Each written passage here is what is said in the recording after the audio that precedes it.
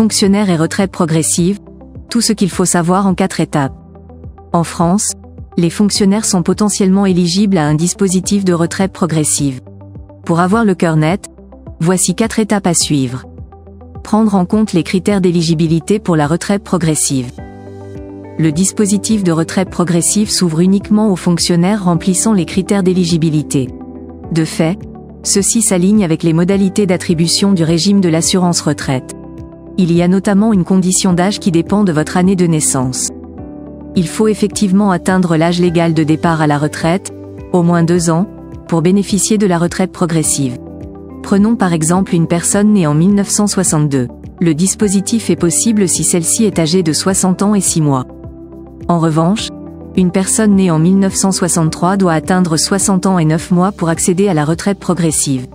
L'âge minimal est fixé à 61 ans pour une personne née en 1964, 61 ans et 3 mois pour une personne née en 1965, 61 ans et 6 mois pour une personne née en 1966, 61 ans et 9 mois pour une personne née en 1967, 62 ans pour les personnes nées en 1968 et après.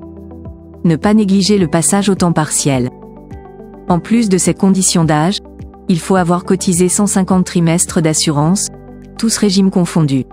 À cela s'ajoute une obligation de travailler à temps partiel, avec une quotité de 50% à 90% d'un temps plein, contre 40% et 80% dans le privé. La liquidation provisoire de toutes vos pensions de retraite, découlant d'un régime de base obligatoire, s'avère être une étape incontournable. Vous touchez ainsi une fraction de votre pension sur la base de votre quotité de travail à temps partiel. En parallèle, pensez à souscrire un PER chez Fortuny pour gonfler davantage vos futurs revenus de retraite. Consultez la liste des fonctionnaires exclus du dispositif. À l'évidence, tous les fonctionnaires en France ne sont pas forcément éligibles à la retraite progressive.